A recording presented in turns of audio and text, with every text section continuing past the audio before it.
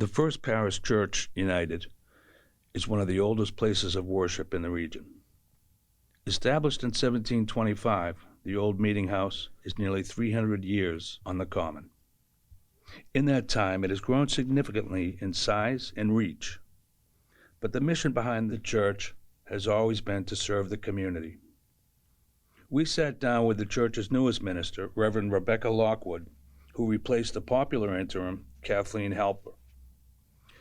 Now finishing her first year at FPCU, Reverend Becca reflects on her own journey here, ministering in times of COVID and the rise of technology to reach her congregation. We're here today with Rebecca Lockwood, Reverend Becca as she's formerly known, celebrating her one-year term here as settled minister of First Parish Church in Westford. And we just want to get her thoughts on her reflections on the first year here.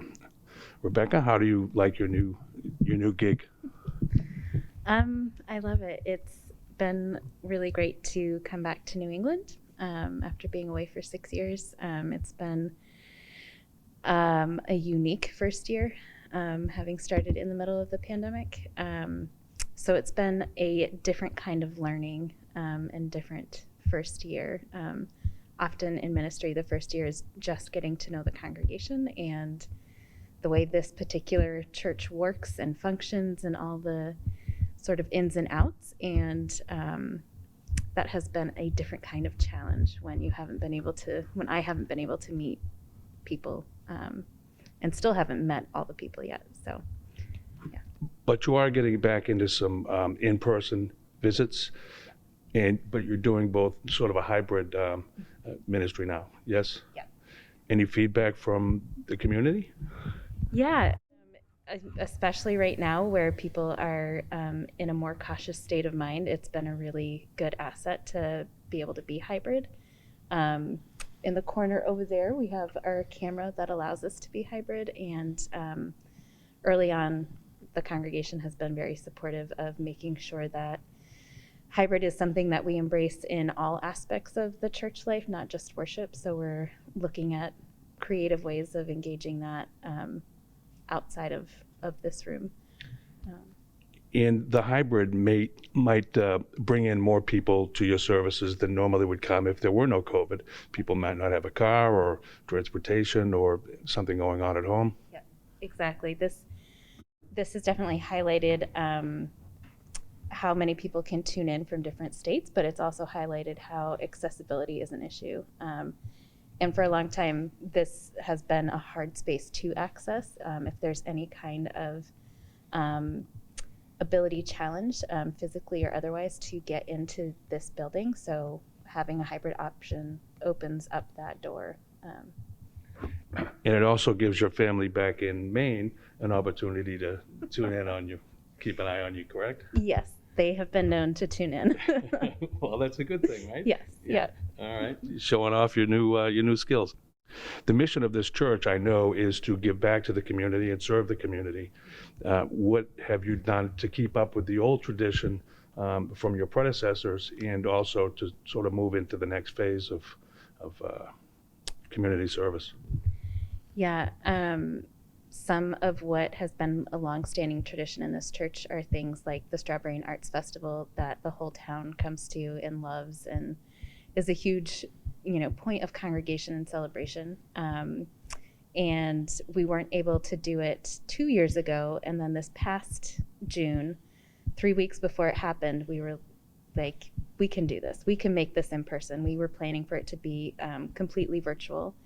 That was just as vaccines were becoming more available. So the playing field changed a little bit, and we were able to have it outside, and that was the excitement was palpable in the air. So yeah, it was an opportunity for you to meet firsthand some of these people that you only knew virtually. Yep, absolutely, and get a sense for the town of Westford itself. Mm-hmm. And so it was a great day. And similarly, we just had our Greens Fest and were able to put that together, and that was great.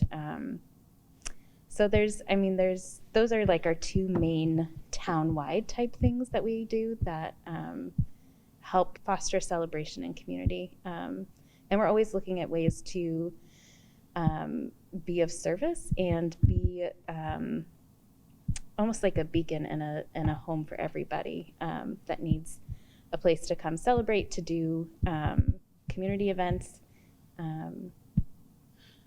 Yeah. So. What are you doing in your personal life? Do you feel like sharing any of that? Sure, I'm moving. That's a good thing. Yeah. I just bought a house in Leominster, so I'm looking forward to that. That's just a couple weeks away, so there are a lot of boxes in my apartment right now. So. Are you still actively engaged in the outdoor activities that you mentioned earlier? Yeah, outdoor activities. Hiking and Oh, yeah. farming. I think you said farming too, right? I wouldn't call myself a farmer. I don't have a green thumb.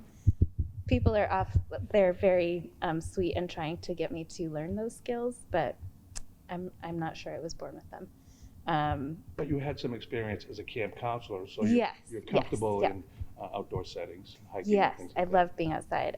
My family's skiers, so we're, ready for the snow to come this season. But yeah, I love being outside. I love swimming, canoeing, all of it. So. Okay. Yeah. Anything else you want to add? Yeah, just looking forward to this next phase and next chapter of life as we're all figuring out how to create and navigate this post-COVID world and how we've all changed as a result of that. And I think the church itself, this church in particular, and I think, capital C Church, has changed, and the landscape of that we're still figuring that out. So, Have you seen a steady increase in in-person participation as vaccines become more prevalent? yes, I would say prior to Omicron, we definitely saw people were excited to be back in person and ready to engage and meet their new pastor. And meet me, yeah, and see each other. They've missed each other. Sure. So, and that was really a sweet thing for me to see too. So, Okay. yeah. Thank you, Rebecca. Yeah. Reverend Becca.